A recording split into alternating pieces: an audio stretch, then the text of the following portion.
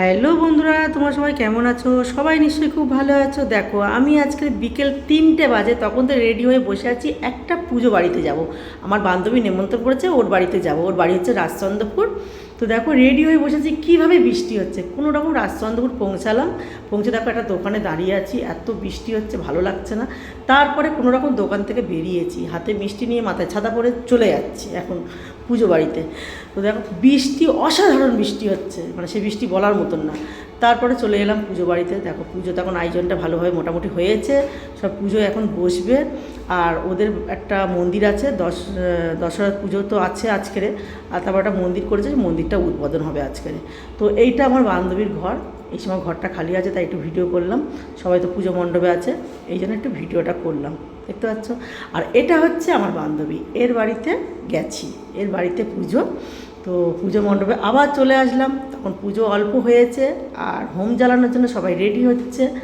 আর আজকে দশহরার পূজা, আর তার মধ্যে ওদের একটা এই মন্দিরটা বানিয়েছে। এই মন্দিরটা, এই দশহরার পুজোর দিনটা ভালো দিন আছে, যার জন্যে আজকে এই মন্দিরটাকে উদ্বোধন করবে। এই মন্দিরের মধ্যে আছে বাবা মহাদেব, আর অনেক রকম ঠাকুর আছে।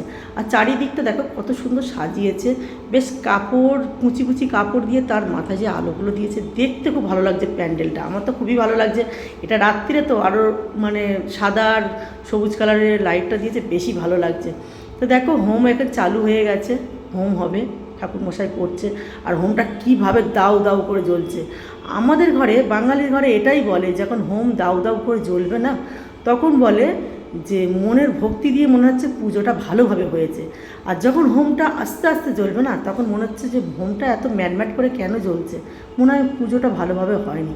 আমাদের ঘরে এটাই বলে। তোমরা কি বলো? এটাই তো বলে নাকি? আমি তো মনে করি এটাই বলে। আর মন্দিরটা খুবই সুন্দর, সামনের থেকে যদি দেখতে তো ভালো লাগতো। এটা ফটোকে মানে ভিডিও করে দেখাচ্ছি বলে হয়তো ভালো লাগছে না, কিন্তু মন্দিরটা সত্যি খুবই সুন্দর। প্রত্যেকটা পাথর দিয়ে মন্দিরটা আছে।